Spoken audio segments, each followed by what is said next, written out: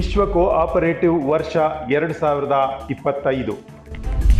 ಭಾರತದ ಆತಿಥ್ಯದಲ್ಲಿ ಪ್ರಥಮ global cooperative ಮಹಾಮೇಳ.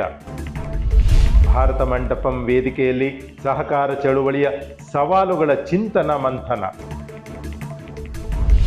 ಜಗತ್ತಿಗೆ ಕೋಆಪರೇಟಿವ್ ಒಂದು ಮಾಡೆಲ್, ಭಾರತಕ್ಕಿದು ಸಂಸ್ಕೃತಿ.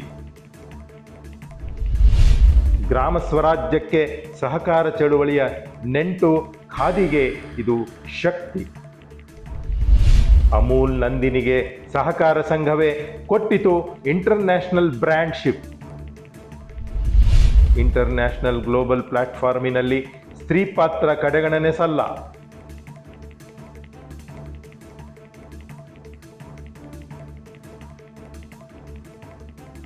ಪ್ರೇಕ್ಷಕರೇ ಪ್ರಣಾಮಗಳು. ಇದು ನಿಮ್ಮ ವಿಶ್ವ ಪ್ಲಸ್ ಟಿವಿ. ಸಹಕಾರ ಚಳುವಳಿ ಭಾರತದಲ್ಲಿ ಸಾಂಪ್ರದಾಯಿಕವಾಗಿ ಬೆಳೆದು ಬಂದಿದೆ. ನೂರಾರು ವರ್ಷಗಳಿಂದ ಈ ಕೋಆಪರೇಟಿವ್ ಪರಿಕಲ್ಪನೆಗೆ ಹಿಂದೂಸ್ಥಾನದಲ್ಲಿ ಮಹತ್ವ ಇದೆ. 1895ರ ಆಸುಪಾಸಿನಲ್ಲಿ ಬೆಳಕು ಕಂಡ ಈ ಸಹಕಾರ ಚಳುವಳಿಯಲ್ಲಿ ವಿಶ್ವವೇ ಪ್ರಗತಿಯ ಮಿನುಗುವಂತಹ ರಿಯಾಲಿಟಿ ಕಾಲ ಇದಾಗಿದೆ. ಇವತ್ತು ಜಗತ್ತಿನಾದ್ಯಂತ 3 ಮಿಲಿಯನ್ ಸಹಕಾರಿ ಸಂಘಗಳು ಎದ್ದು ನಿಂತಿವೆ. ಭಾರತದ ಪಾತ್ರ ಇದರಲ್ಲಿ ಅನುಪಮವಾಗಿ ಜೋಡಿಕೊಳ್ಳುತ್ತದೆ.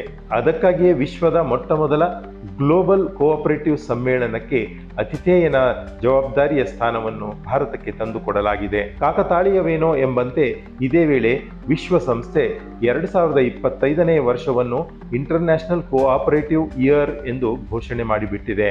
ಜಗತ್ತಿಗೆ ಸಹಕಾರ ಚಳುವಳಿ ಒಂದು ಮಾಡೆಲ್ ಮಾತ್ರ, ಆದರೆ ಭಾರತಕ್ಕೆ ಸಹಕಾರ ಕ್ಷೇತ್ರ ಸಂಸ್ಕೃತಿಯ ಆಧಾರವಾಗಿ ನಿಂತಿದೆ. ಬದುಕಿಗೆ ಜೀವನ ಶೈಲಿಯಾಗಿದೆ. ಕುಟುಂಬ ಪರಿಕಲ್ಪನೆಗೂ ಈ ಕೋಆಪರೇಟಿವ್ ಆಧಾರವಾಗಿದೆ. ಸಹಕಾರದ ಈ ಭಾವನೆಯ ಜೊತೆಗೆ ಭಾರತದ ಸಾಧ್ಯತೆಗಳು ಸಮೃದ್ಧವಾಗಿ ಹಬ್ಬಿ ನಿಂತಿದೆ. ಅದನ್ನೇ ಪ್ರಧಾನಿ ಜಗತ್ತಿಗೆ ತಿಳಿಸಿಕೊಡ್ತಾ ಇರ್ತಾರೆ.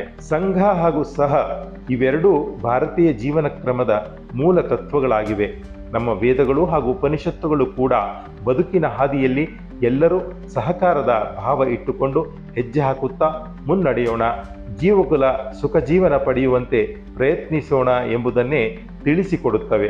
ನಾವೆಲ್ಲ ಬೆರಗುಗಣ್ಣಿನಿಂದ ನೋಡುವುದಾದರೆ ನಮ್ಮ ನಿತ್ಯ ಪ್ರಾರ್ಥನೆಯಲ್ಲಿ ಕೂಡ ಈ ಸಹ ಅಸ್ತಿತ್ವವೇ ಬಿಂಬಿತವಾಗುತ್ತದೆ.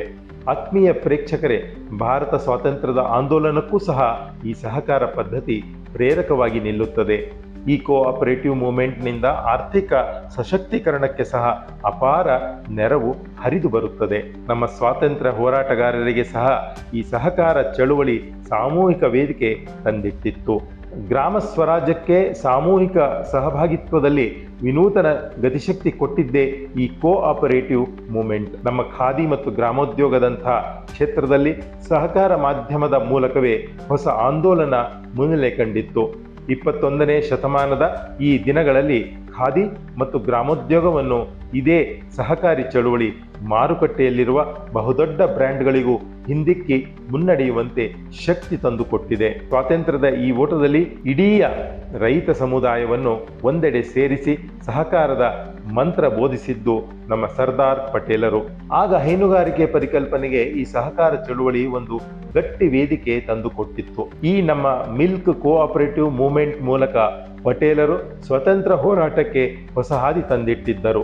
ಇವತ್ತು ಈ ಕೋಆಪರೇಟಿವ್ ಸೆಕ್ಟರ್ನಲ್ಲಿ ನಂದಿನಿ ಹಾಗೂ ಅಮೂಲ್ ಹಾಲು ಉತ್ಪಾದಕರ ಸಹಕಾರ ಸಂಘಗಳ ಪಾತ್ರ, ಅವುಗಳ ನಿರ್ವಹಣೆ ಮತ್ತು ಮುನ್ನಡೆ ಜಗತ್ತಿನ ಗಮನ ಸೆಳೆದಿದೆ. ನಮ್ಮ ಹಳ್ಳಿಗಾಡಿನ ಸ್ತ್ರೀಯರು, ಬಡಬಗ್ಗರು ಬದುಕಿಗೆ ಆದಾಯದ ಆಶಾಕಿರಣ ಮೂಡಿಸಿದ್ದೇ ಈ ಕೋಆಪರೇಟಿವ್ ಸೆಕ್ಟರ್. ಹಳ್ಳಿಗರು ಸ್ವಾವಲಂಬಿಯಾಗುವಲ್ಲಿ ಮಹತ್ವದ ಪಾತ್ರ ನಿರ್ವಹಿಸುತ್ತಿವೆ ಈ ಸಹಕಾರಿ ಹೈನುಗಾರಿಕೆ ಸಂಘಗಳು. ಗ್ರಾಮೀಣ ಕೃಷಿ ವಲಯದ ಸ್ವಾವಲಂಬನೆ ಬದುಕಿಗೆ ಇಫ್ಕೋ ಕೂಡ ಸಾಥ್ ನೀಡ್ತಾ ಇದೆ. ಭಾರತದಲ್ಲಿ ಹೀಗೆ ಸಹಕಾರ ಸಂಸ್ಕೃತಿಯು ವಿಕಸಿತ ಹಾದಿಯಲ್ಲಿ ರಭಸದಿಂದ ಮುನ್ನುಗ್ತಾ ಇದೆ. ಇದನ್ನು ನಾವು ಮರೆಯಬಾರದು ಆತ್ಮೀಯರೇ. ಈ ಕೋಆಪರೇಟಿವ್ ಚಳುವಳಿಯಲ್ಲಿ ಮಹಿಳೆಯ ಪಾತ್ರ ಮಾತ್ರ ಮಹತ್ತರದ್ದಾಗಿ ನಿಲ್ಲುತ್ತದೆ. ಕೋಆಪರೇಟಿವ್ ಪರಿಕಲ್ಪನೆ ಗ್ಲೋಬಲ್ ಪ್ರಗತಿಯ ಭಾಗವಾಗಿದೆ. ಇವತ್ತು ಇಲ್ಲಿ ಸ್ತ್ರೀಯರ ಪಾಲುಗಾರಿಕೆ ತೀರಾ ಅಗತ್ಯವೆಂಬುವ ಚಿಂತನೆ ಬಿಂಬಿತ ಆಗ್ತಾ ಇದೆ.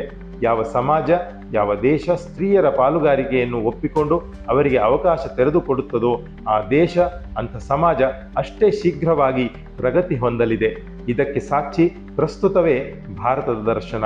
ಭಾರತದಲ್ಲಿ ಸ್ತ್ರೀ ಸಾರಥ್ಯದ ಪ್ರಗತಿಪಥ ಫೋಕಸ್ ಆಗಿ ಮುನ್ನಡೆಯುತ್ತಿದೆ. ಭಾರತದ ಪ್ರಸ್ತುತ ಕೋಆಪರೇಟಿವ್ ಸೆಕ್ಟರ್ನಲ್ಲಿ 60% ಸ್ತ್ರೀ ಪಾಲುದಾರಿಕೆ ಇದೆ ಎಂಬುದು ಹೆಮ್ಮೆಯ ವಿಚಾರ. ಮಹಿಳಾ ನೇತೃತ್ವದ ಸಂಘ ಸಂಸ್ಥೆಗಳು ಕೋಆಪರೇಟಿವ್ ವಲಯದ ಗತಿಶಕ್ತಿಯಾಗಿದೆ. ಇದಕ್ಕೆ ನಮ್ಮಲ್ಲಿ ಇರುವ ಸೆಲ್ಫ್ ಹೆಲ್ಪ್ ಗ್ರೂಪ್ಗಳ ನಡಿಗೆ ಸಾಕ್ಷಿಯಾಗಿ ನಿಲ್ಲುತ್ತದೆ.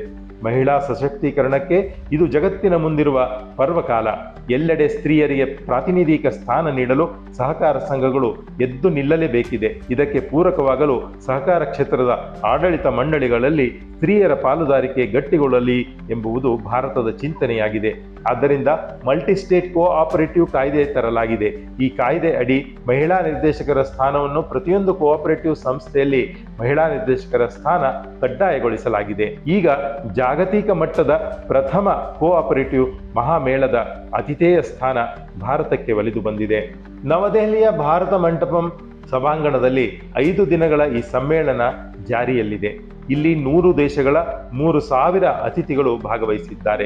ಇವರೆಲ್ಲರೂ ಸಹ ಕೋಆಪರೇಟಿವ್ ಸೆಕ್ಟರ್ನ ಜಾಗತಿಕ ಮಟ್ಟದ ಚಿಂತಕರು ಹಾಗೂ ಸಂಶೋಧಕರಾಗಿರುತ್ತಾರೆ. ಈ ಸಮ್ಮೇಳನದಲ್ಲಿ ಇವತ್ತಿನ ಡಿಜಿಟಲ್ ಪಯಣ, ಆಧುನಿಕ ತಂತ್ರಜ್ಞಾನದ ಯುಗವು ಸಹಕಾರದ ಎಲ್ಲಾ ಸಾಂಪ್ರದಾಯಿಕ ಪರಿಕಲ್ಪನೆಗಳನ್ನು ಸ್ಪರ್ಧೆಗೆ ಒಡ್ಡಿದ ಸಂಗತಿ, ಮಾರುಕಟ್ಟೆಯ ಸಹಕಾರಕ್ಕೆ ಮೊಬೈಲ್ ಆಪ್ಗಳು ಕನೆಕ್ಟ್ ಆಗ್ತಾ ಇರುವಂತಹ ವಿಚಾರ, ಹಳ್ಳಿಗಾಡಿಗೂ ಡಿಜಿಟಲ್ ಪೇಮೆಂಟ್ ಜೋಡಿಕೊಂಡ ವಿಚಾರ, ಆರ್ಟಿಫಿಷಿಯಲ್ ಇಂಟೆಲಿಜೆನ್ಸಿ ಪಾತ್ರ ಇವೆಲ್ಲವನ್ನು ಸಹ ಗಮನದಲ್ಲಿಟ್ಟುಕೊಂಡು 100 ವರ್ಷಗಳ ಇತಿಹಾಸ ಇರುವ ಇಂಟರ್ನ್ಯಾಷನಲ್ ಕೋಆಪರೇಟಿವ್ ಅಲಯನ್ಸ್ ಸಹಕಾರ ಕ್ಷೇತ್ರದ ಚಿಂತನ ಮಂಥನದ ಮೊಟ್ಟ ಮೊದಲ ಅಂತಾರಾಷ್ಟ್ರೀಯ ಕೋಆಪರೇಟಿವ್ ಮಹಾಮೇಳಕ್ಕೆ ಭಾರತ ಮಂಟಪಂ ವೇದಿಕೆಯನ್ನು ಆರಿಸಿಕೊಂಡಿದೆ. ಈ ಸಮ್ಮೇಳನದಲ್ಲಿ ಸಹಕಾರ ಕ್ಷೇತ್ರದ ಕುರಿತಾದ ಅರ್ಥಪೂರ್ಣ ವಿಚಾರ ವಿನಿಮಯ ನಡೆದು ಸವಾಲುಗಳ ಮಂಥನವೂ ಆಗಿ ಆ ಸವಾಲುಗಳನ್ನು ಎದುರಿಸುವ ಗಟ್ಟಿತನದ ಕೋಆಪರೇಟಿವ್ ಚಳುವಳಿ ಮುಂದಿನ ಹಾದಿ ಕಂಡುಕೊಳ್ಳುವಲ್ಲಿ ಯಶಸ್ವಿಯಾಗುವಂತಾಗಲಿ. ಒಟ್ಟಾರೆ ಜಾಗತಿಕ ಕೋಆಪರೇಟಿವ್ ಭವಿಷ್ಯ ಭಾರತ ಮಂಟಪಂ ವೇದಿಕೆಯಲ್ಲಿ ನಿರ್ಧಾರವಾಗುವಂತಿದೆ. ಬ್ಯೂರೋ ರಿಪೋರ್ಟ್, ವಿಶ್ವ ಪ್ಲಸ್ ಟಿವಿ. ವಿಶ್ವ ಪ್ಲಸ್, ಜನಹಿತಕ್ಕಿದು ಜ್ಞಾನದ ಜಾಲ.